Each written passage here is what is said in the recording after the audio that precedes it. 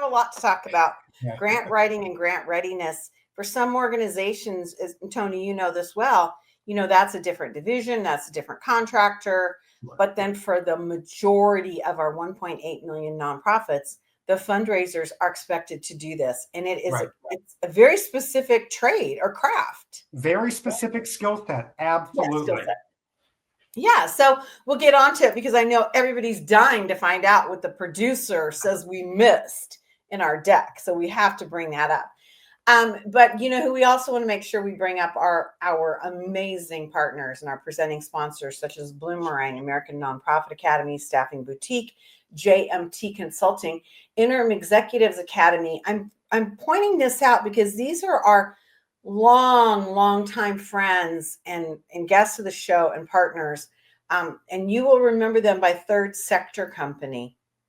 And they really have always worked in this interim space. And so bless their hearts, they're changing their branding and their name to Interim Executives Academy, which is great.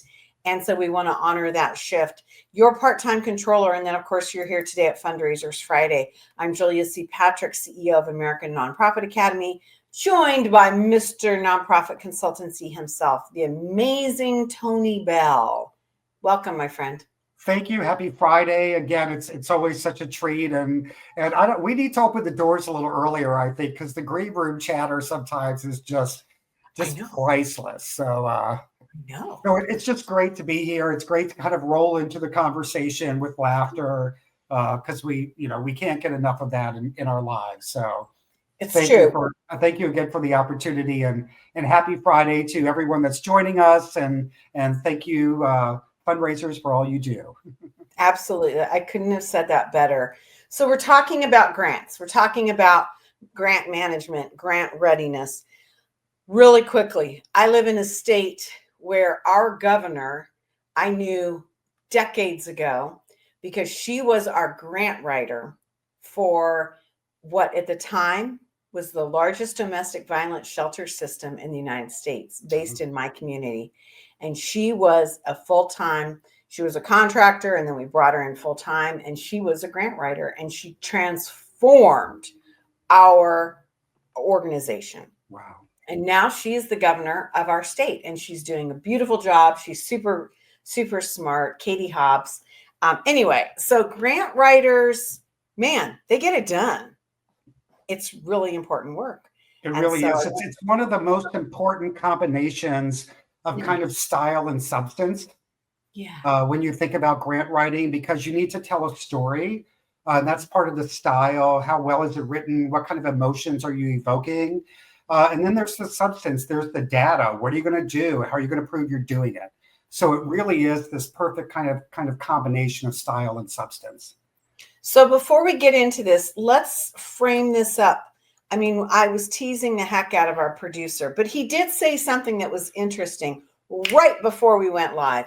Share with our viewers and our listeners what the amazing executive producer, Kevin Pace, reminded us. Yeah, so we're kind of sharing as we go through today's conversation. We're going to talk a lot about the individual organization, right? And what are you doing and how are you monitoring and how are you prospecting?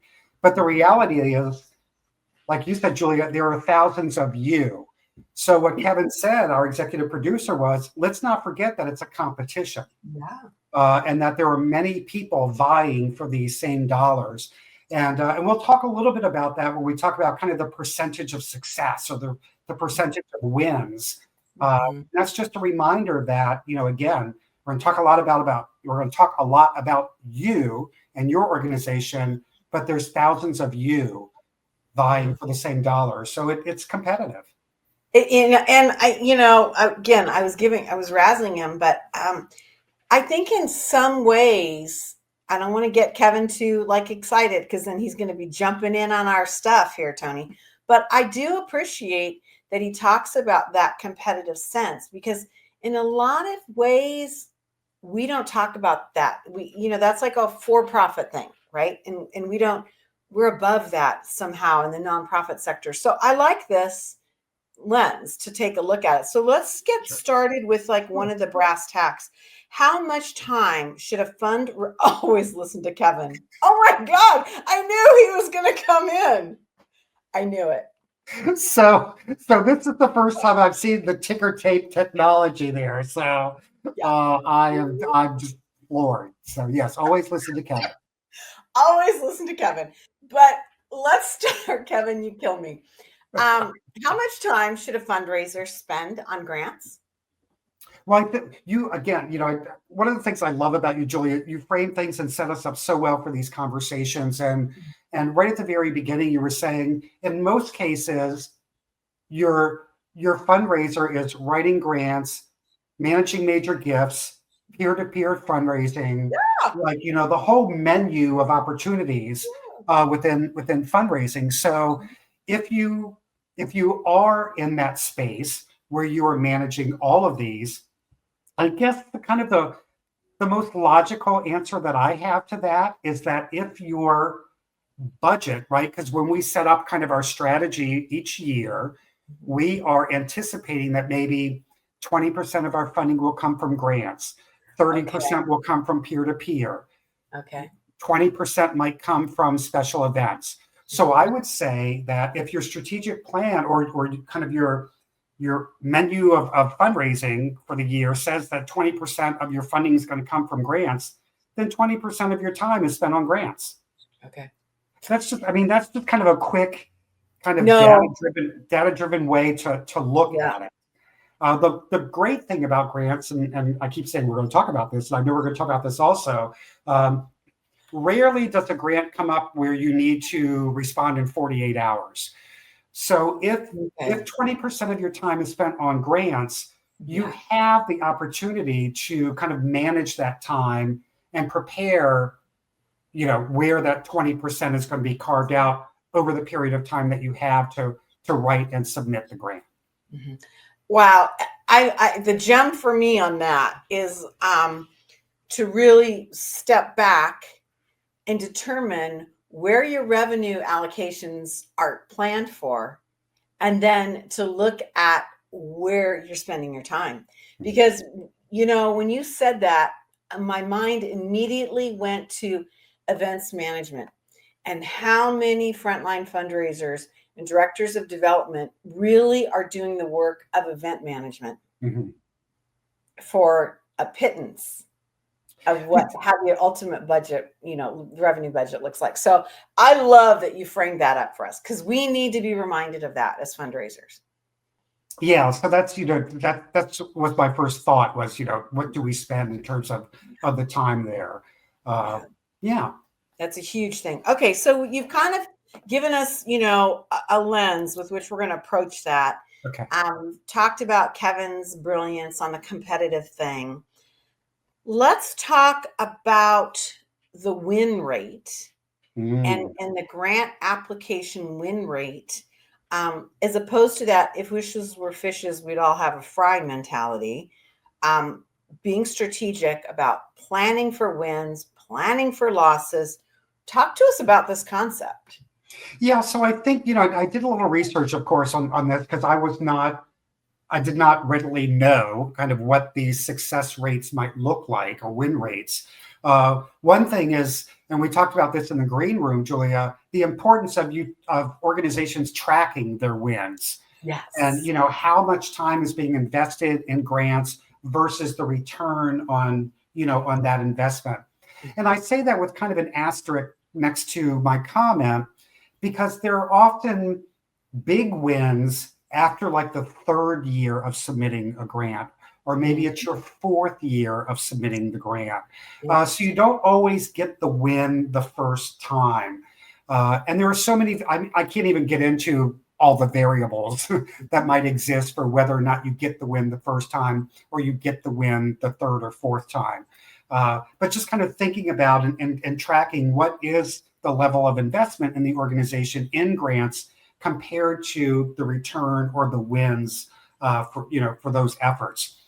What my research kind of showed me, and I'm happy to be corrected if anyone has seen or heard differently.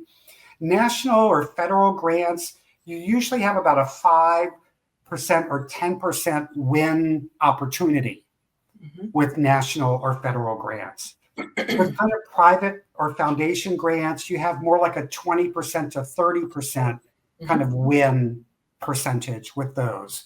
And then, of course, local grants, your local community foundation, any local corporations that provide community grants, because you're right in their backyard, you have a greater opportunity for those wins. And those can range from 40 to 50%. So again, kind of, those big kind of high dollar national or federal grants are definitely more competitive. So the percentage of win with those is typically a little lower than the folks that are right in your own backyard. Okay, so super brilliant, because I think a lot of times people are just like, oh, it should be between 25 and 35%. But I love the way you looked at that. So much more strategic, so much more able to plan your win rate and your success, and to understand that. One thing I would add to this is I'm a firm believer of, when you're making application on things, to keep a running list and a tally of what's going on, because I think that should go before the board. And if you're using a board portal, you can post that up, because there are people oftentimes on your board that might have a link to some of those opportunities, and they can, make an introduction, or they can, have influence. And so don't just keep it to yourself and hope, cross your fingers and hope for a win. Make sure that your ecosystem knows that you're in pursuit of this, because it makes a difference. It really, really does. So I love that you said that. I think that's a great way to think about this. Let's move into the process of grant application cycles, because these things have a life. They do. And each of those kind of categories that I talked about, national or federal, private foundations, local foundations, and corporations, they all have different cycles. Okay. So as part of your grant research and prospecting, you're going to learn, well, one, are you a fit? So let's just start there. But then, kind of what their funding cycle looks like. So, in some communities, arts grants are given out in the fall. Health and Human Services grants might be given out in the spring. And it really does depend on, from my experience, the grant, who is providing the funding in terms of what that cycle looks like. But the information is definitely there and available to you so that you can really kind of track when these opportunities are going to come up. You'll know specifically when the grant application opens in the portal. You'll know specifically when there are convenings for anyone that has questions and answers prior to the grant opening on the portal. So again, depending on the funder and the process that they use, you'll have many opportunities to be reminded and to go a little bit deeper into the grant application cycle or process prior to the grant, being due. And that's why I said earlier, we were going to talk about this. Knowing the application cycle, when things are due, is going to help you better plan your time so that it doesn't sneak up on you. And you're in that scenario where, oh my gosh, here's this grant opportunity, right, exactly, burning the midnight oil or whatever. And which I've done it. So, my halo is held up by horns, but I have definitely done it. But that's, again, it's just, that's why the prospecting and the time invested in really, looking for these opportunities is important, so you understand when they're due and if you're a fit. Well, and I love that you said that, because I think that puts the onus back on us and understanding this is something that needs to be managed. And we need to be tracking that.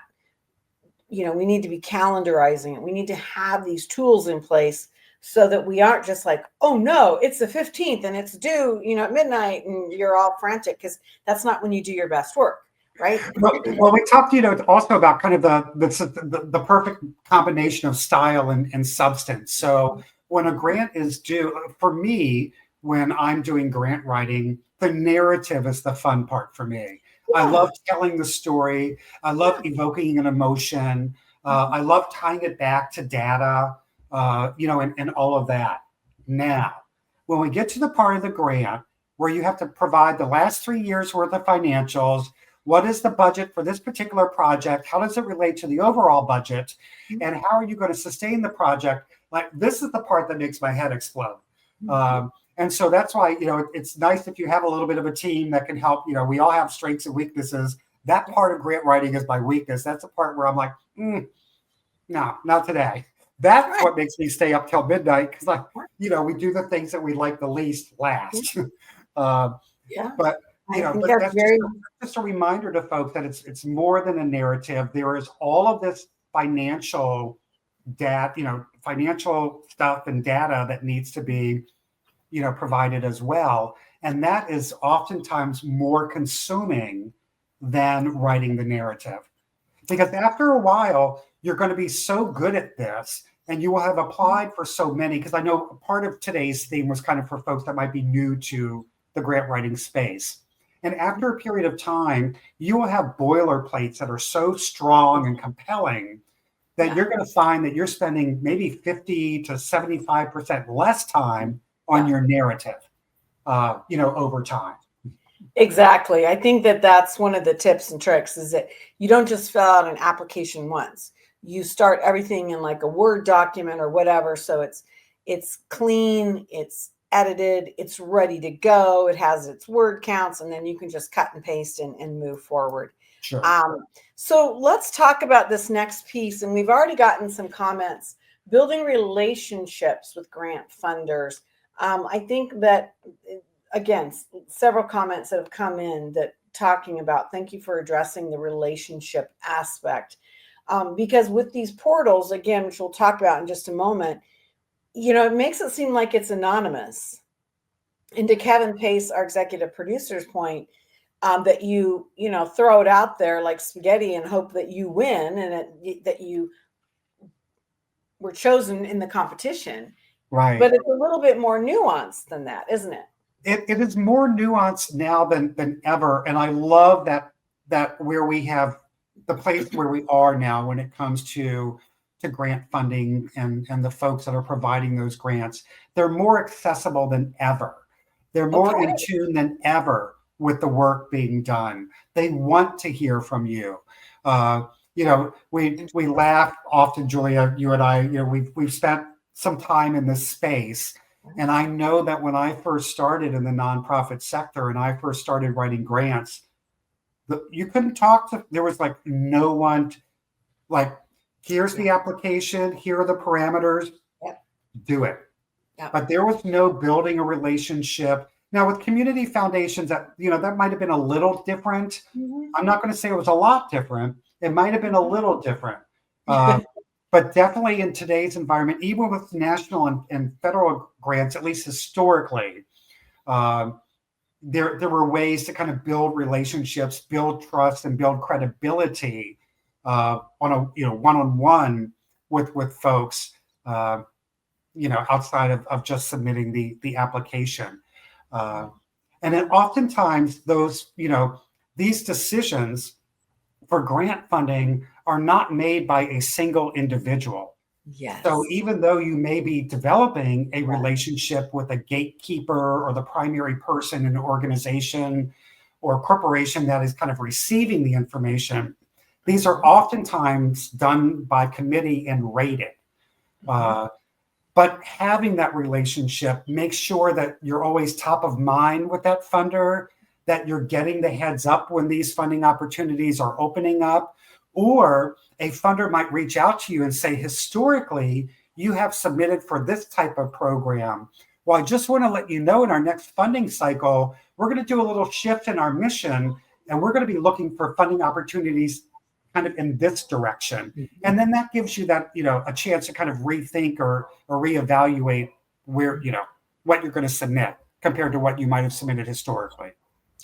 And, I think that's the big shocker. One of the big shockers of this conversation is that I think, Tony, that happens more often than people realize.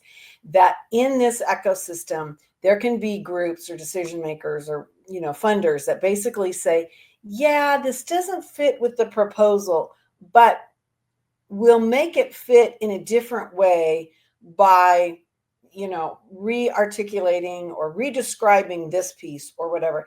And it might not happen now. It might go into the next funding cycle. But yeah, I think there's a lot of that. And I don't want to use the word manipulation, but I think that funders, because they're not on the ground, they don't see what the nonprofits see, that sometimes they realize they have to recalibrate what their demands are and what their funding parameters are going to be, because they're listening to the nonprofits and they're saying, oh yeah, okay, we can do something a little differently. And that's where this relationship piece, I think, is gold.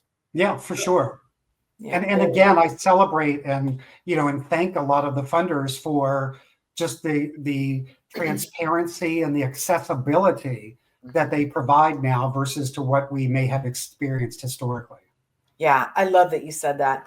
So then let's talk about this. We've kind of touched on it a little bit, but understanding the grant application portals. I mean, gone is the day where, they would fax you the form and you would have to fill it out and all that. I mean, hello, people watching this don't even know what a fax machine is. So, and I'm making faces like maybe, because just a year ago, I submitted a grant and I had to submit 10 hard copies. I had to literally FedEx. I felt like I was like in 1989. Yeah. But I had to literally I had to print, package 10 copies, then like a master copy. Then I had to burn it on a CD and a jump drive. It was, and I had to FedEx it. There was just, all of these things. So amen to portals. But the only thing about the whole grant funding space, and there's just so much diversity, in terms of funding opportunities and those that are funding. I just wish there could be just some standard procedures within grants and grant portals so that, as a fundraiser or a grant writer, you're not trying to manage, 7 different types of portals and 7 different, and 7's a low number, right? 7 or 10, different types of grant applications. So I wish there was a little more consistency in how that looks. But remember, the portal is the process in which they receive information. So that's why when we discuss having a relationship with funders is super important. The portal is just how you get them the information. Right. I love that you said that. I think that's really smart, because we've had a lot of comments. This is like, things are blowing up, and maybe it's because Kevin, entered the fray on our discussion. But we've had several viewers say interesting things. And one of the comments that just flew in was, yeah, I wish there was a single portal, but that's not going to happen because it's the free market. And so, these are for-profit companies that have created their own technology and selling it. One of our viewers writes, she has to work with 43 different dashboards. It's like, yeah, what a drama. But I think that one of the big lessons here, and we haven't exactly laid it out, but one of our viewers is reminding us, starting your own folder where you put your letter of determination and your last 990 and, different documents. Like you started off that comment. Yeah, you can tell the story, you can sell it, but it's like all these other boxes that have to get ticked off and uploaded. You need to really work on that to be grant ready, right? Mm-hmm. Yeah, absolutely. Yeah. I'm glad that was raised. Yeah, it's a good point. It's really an interesting way. And Tony, you said something when we first got going. Sometimes it can be a little bit of a rocky start. And then when we were talking about the percentage of time allotted to this process, then once you figure it out, you can be more confident in fulfilling these applications because you're not racing around trying to find the information. Mm-hmm. They're going to be a little bit more consistent. So as we wind up, okay, this is that wah wah. Talk to us about if the reality is that across our sector, we're at 20 to 30% of a win rate. And to your point, that could be considered successful. Mm-hmm. What do you do when you don't win? And how do you reach back out? Should you or should you not?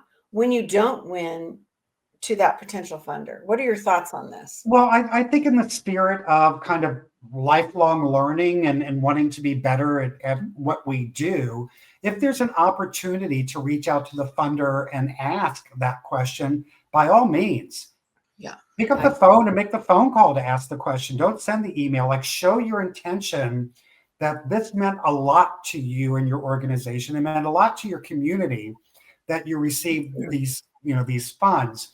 So what can you do next time that might elevate the opportunity for you to have this win? Is it, did I not dive deep enough in terms of the outcomes? Are you looking for collaboration more so to solve this particular community need? So definitely make the phone call, send the email, whatever it takes. But reach out and don't be shy about that. And I think you'll find that you'll build additional credibility and trust with that funder by asking the question of how you can do better the next time. And maybe they'll say something you don't want to hear. And amen if they do, because that's going to save you a lot of time. Maybe they're going to say, it just doesn't seem like a good fit based on all of the other applications that we get.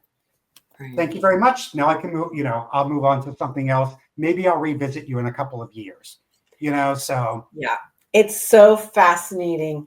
I sit on a lot of panels for different things. And I was on a panel for a very prestigious situation. And we'd had the same applicant for several years come through. And somebody else on the panel, and it was a small panel of like 5 people. They were like, what the heck? Why do they keep coming back to us? Because we're never going to pick them. And I was like, whoa, hold up. Bad attitude. Let's bring them in and say, where are we misaligned?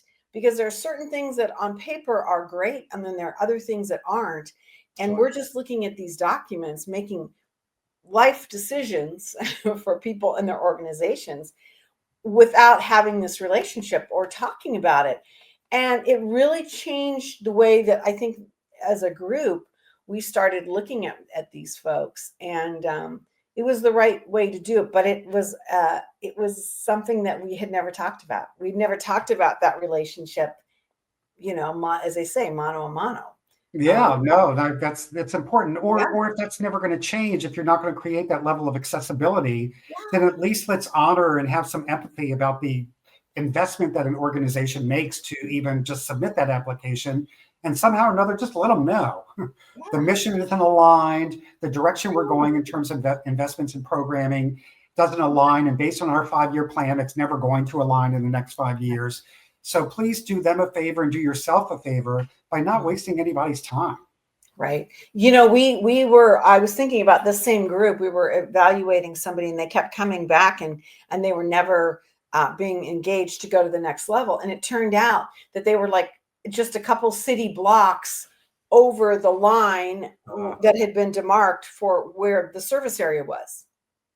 And it was kind of like, okay, 2 things can happen. We cut it off and we say, this, you're never going to be able to fit, or we jerry rig the, as in gerrymandering, the service area, right? Again, communication. We've had so many comments come in today. This has been a barn burner of a show. Thank you, everyone, for your comments, for engaging with Tony and I. This is what Fundraisers Friday is all about. This is a different show than we do every other day of the week. And we've done nearly 1,300 episodes, but we want our professional fundraisers and folks that are in the trenches with us to comment, to engage with us, because this is really important. And there really isn't any other voice for this. So for sure. Yeah, and we're running out of time, but I'll throw out the one hot topic real quick, and don't shy away from AI in your grant writing. I'll just leave it there. Okay, I'm loving it. I think that's really, really cool. And thank you to our new I'm going to call you out. I won't use your name. I never like to do that. But to our newest viewer who's like, I just received my 5013 status from the IRS, ready to hit the ground running, soak up this knowledge. I just found you guys. Congratulations. Yeah, we're excited. We're going to be on your team of success. Hey, you have questions? Write us, info@americannonprofitacademy.com. We are everywhere in social media. Go ahead, reach out to us, and we will respond. And if we don't have the answer, Tony and I, although we always have an opinion, we will go out and find somebody who does, and then we'll represent the answer because we're in this for you all. Again, I'm Julia C. Patrick, CEO of the American Nonprofit Academy, joined today by the amazing Tony Beall, Mr. Nonprofit Consultancy, who's part of our presenting team. And our team are amazing. They include Bloomerang, American Nonprofit Academy, Staffing Boutique, JMT Consulting, Interim Executives Academy. It's a new name. I'm stumbling over it. Your Part-Time Controller, and Fundraisers Friday. I'm going to be at the Innovate Conference in Nashville first week of May. If you are part of that, it is a fintech conference for nonprofits. And I'll be presenting on the main stage. And certainly if you attend that, come up and introduce yourself. Okay, my friend, have a wonderful, restful weekend because we're in the thick of things right now. Absolutely. I'll look forward to seeing you next Friday.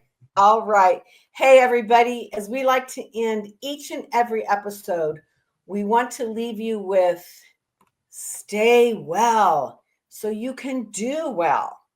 Thanks, everyone. See you.